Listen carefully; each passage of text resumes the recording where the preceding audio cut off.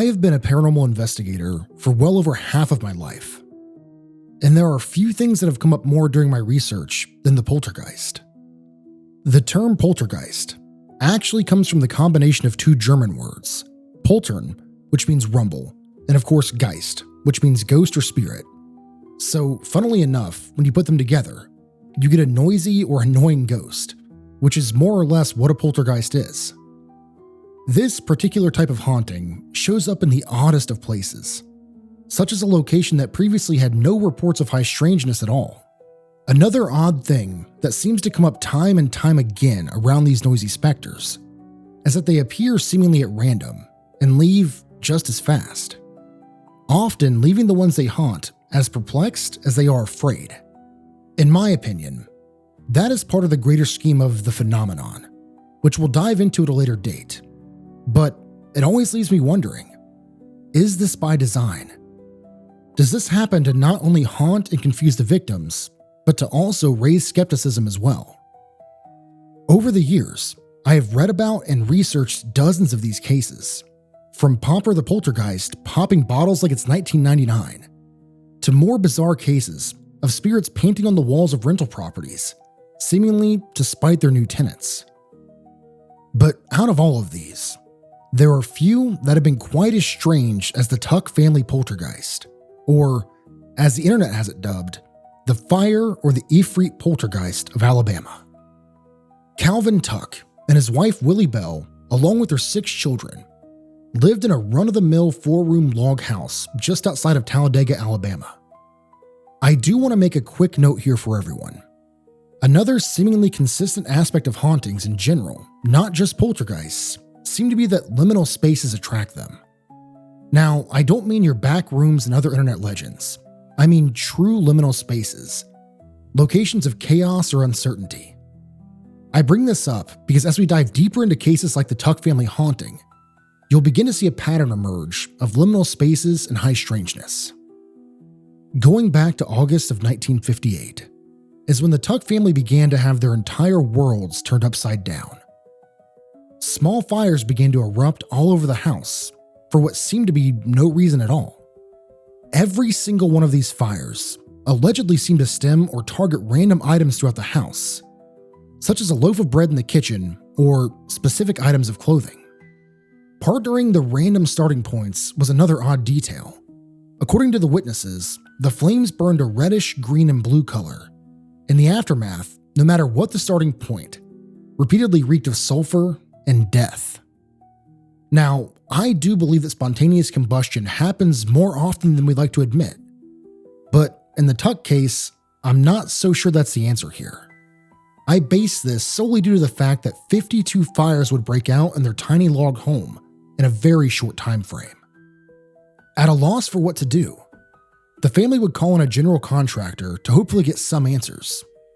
But like everything else in this case, that only brought more questions.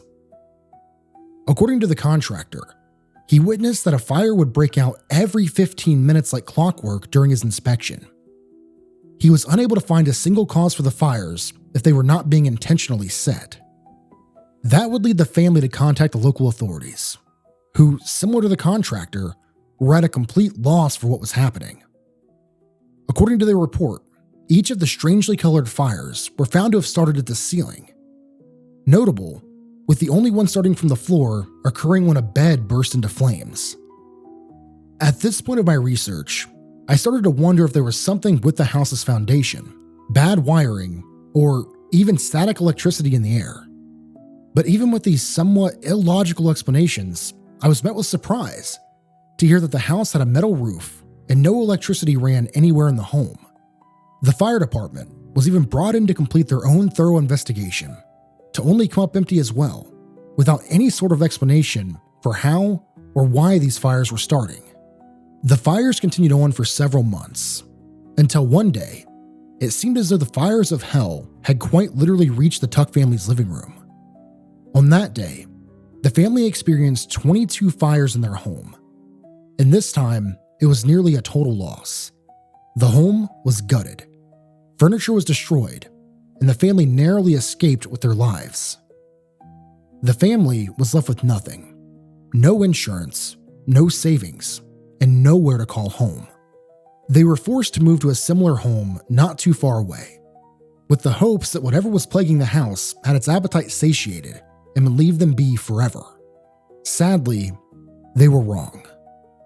Almost immediately after settling in, 4 more fires allegedly started in the home, which caused many to believe drove Calvin Tuck over the edge. Calvin, having finally reached his breaking point, gathered his family's belongings in a large pile in the front yard and proceeded to set them ablaze. There are many who speculate that this was due to temporary insanity, while others believe that in his mind, these fires that he had now begun to blame on the supernatural would subside if the family had nothing left to burn. After this incident, the family was forced to flee once more, as they believed the second home would also burn to the ground if they chose to stay behind. The family, now out of options, were forced to move into Darnell Suttle's home, who was Calvin's brother-in-law. At this point, many believed that a member of the Tuck family had to be responsible for the fires, because almost as soon as they settled into the residence, 5 new fires sprang up out of nowhere, causing considerable damage. Mr. Suttle called the police to have them come and investigate. The information available for why the call was made is spotty at best. Some believe he was hoping that the police would arrest his brother-in-law for starting the fires, while others believe that he simply needed a report for his insurance company.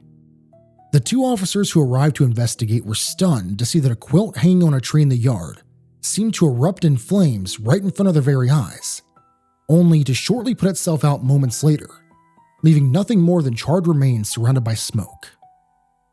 One of the officers on the scene, Lieutenant Ben Cooley, claimed that he investigated the quilt after the fact, and even went as far as to try to light the unburned section on fire, just to find that no matter what he did, how hard he tried, he simply couldn't get it to light. He was quoted as saying, "I saw it, but I wouldn't have believed it myself if I hadn't seen it."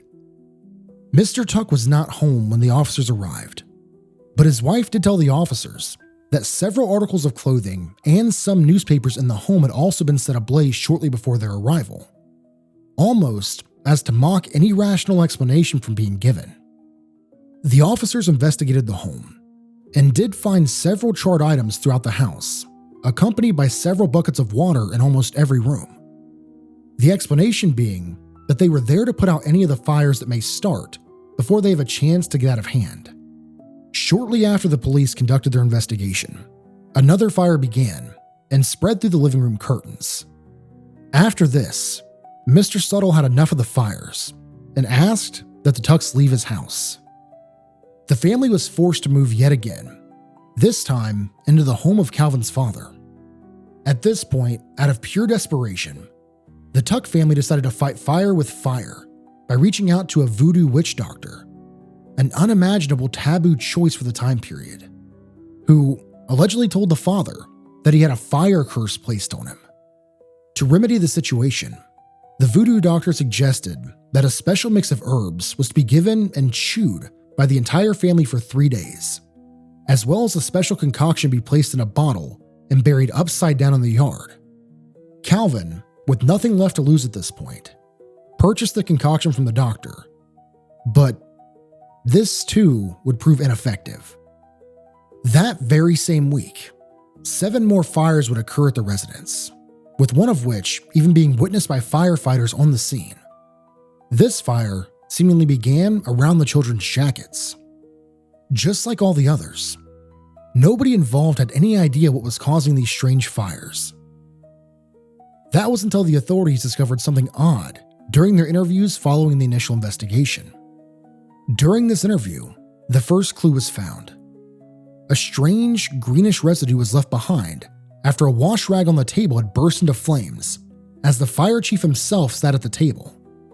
This strange substance led him to believe that an arsonist may very well have been to blame for all of the insanity that had followed the family. Sadly, there was no way that he could prove this theory, and as the fires continued, the family was forced to uproot yet again, this time to a friend's home 20 miles away. There was now a very clear pattern. Wherever the Tuck family went, strange fires were sure to follow, as it did yet again after the family settled into their new temporary home.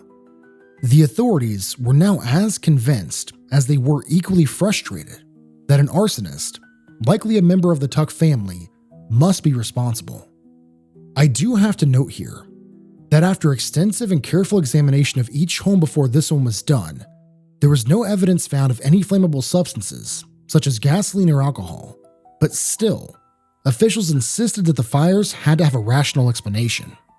They remained convinced, even though eyewitness testimony, even that of firefighters and local law enforcement, claimed to have seen the fire start for no reason, and with no one around to start them. Regardless, the fire chief and the newly involved state fire marshal were adamant that some flammable chemical had to be to blame. The only other clue that was discovered during their chemical analysis would be trace amounts of phosphorus in the wallpaper. Though it's worth noting, they could not determine if this was naturally occurring or something more sinister. Many like to point out that phosphorus is extremely dangerous and is known to be hard to store and nearly impossible for the average person to control, let alone a terrified family who just wanted this nightmare to end. Phosphorus is also very difficult to obtain, and the amount needed to start this many fires, especially of this magnitude, would have raised more than a few red flags for a family under an active investigation. At an absolute loss, it is said that the authorities had to hold someone responsible so that the rising uproar in their town would subside. Again, this is where I have to make a personal note. There is a lot of back and forth on how the following information was obtained. Some are adamant that it was the response of a scared child, while others claim the police forced the easiest target to admit the wrongdoing to save face. After a long investigation that lasted several months, out of nowhere, the arsonist seemingly confessed, shocking everyone. The Tuck's 9-year-old son, Calvin Jr., stepped forward to admit that he had been the one to cause all the fires that nearly drove his family to homelessness time and time again. It was said that he claimed he would start the fires with matches and rags in order to scare his family enough to move them back to his hometown in Birmingham. Of course, police jumped on this as the one and only closure to this case. They proclaimed to all that the case was closed and the mystery was solved. While the police and some fire officials considered this case to be closed, not everyone shared their optimism. How could a 9-year-old boy start so many fires without a single major injury? How does this confession explain the fire starting from the ceiling? And what about the eyewitness testimony of both local law enforcement and the fire department? Personally, I am not sure which is more implausible. That a poltergeist, seemingly for no reason, decided to make this family's life a living hell, or that a child would be capable of something so methodical and so well thought out. I also want to leave you guys with the fact that even the fire marshal has spoken publicly about his doubt that a child could be behind this. He is also on the record stating in his heart that he believes this case is still very much open. What are your thoughts on this bizarre tale? Do you have any experience with a poltergeist? Be sure to let me know in the comments down below, because for now, for tonight, I think we're going to have to add the story of the Tuck family poltergeist to our never-ending, but are always growing Tales from the Dark.